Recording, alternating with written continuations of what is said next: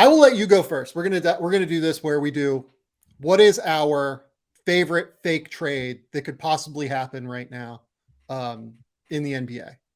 We're trying to keep it realistic. Guys that are on the trade market, guys that at least have like a semblance of potential to move before the deadline. Mark, I'll let you go first. What is your favorite fake trade?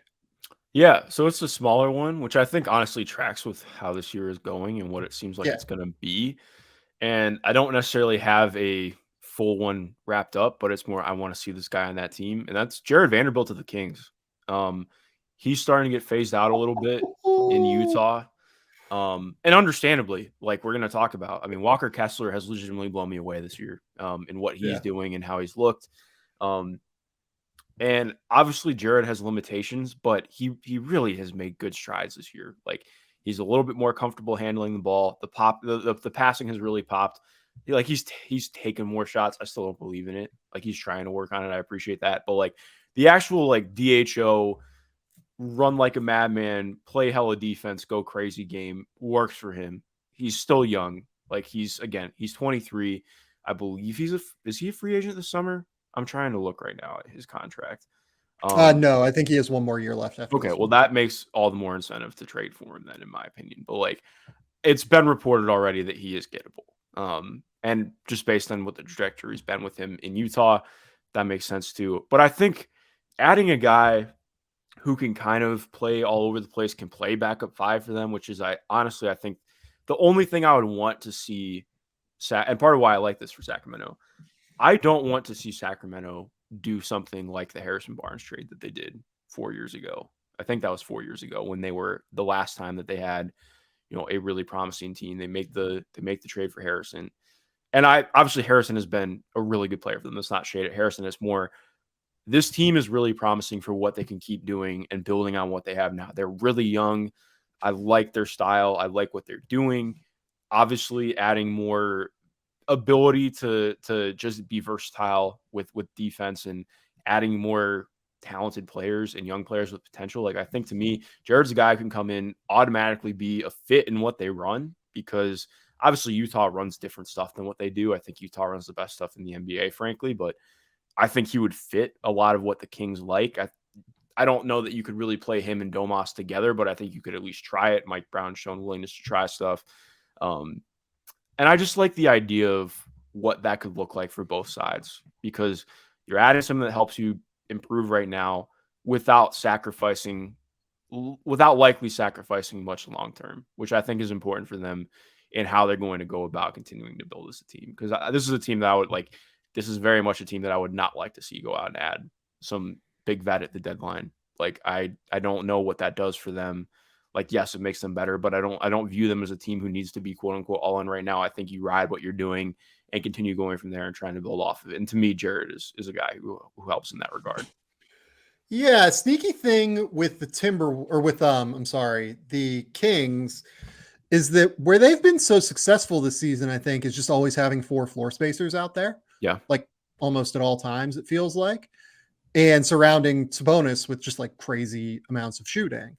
And, Vanderbilt would be coming in. You'd basically be getting him as like the 6th man, 7th man that can play some small ball center, but more often than not is coming in, change pace at the 4, just like trying to crash, trying to do a bunch of different shit.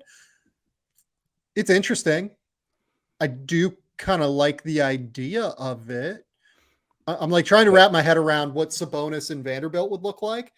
I actually don't know if that would.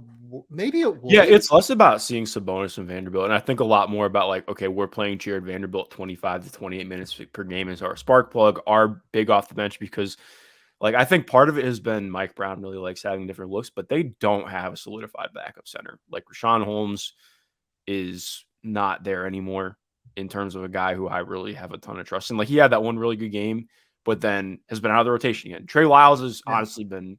I love Trey Lyles. He's been really fun to watch this year. Trey has been really good. Yeah. He's been solid. But even then, like, I think you just get a little bit, at least another look that I would be really excited about with Jarred. Well, like the thing with Vanderbilt and Sabonis, actually, the more I think about it is they use Sabonis to bring the ball up the court all the time. And Vanderbilt's just going to fucking go. Like he's going to sprint and he's going to try and create easy offense that way.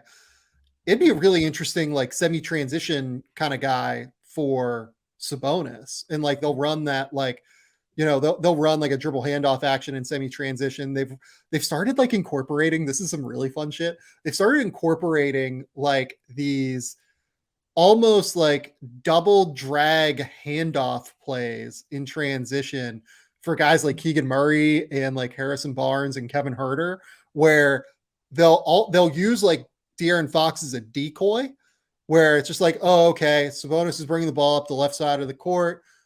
Here comes Fox coming around from the right side of the court to the left side in order to get that ball, go downhill, get to his left hand, and be able to score with his speed.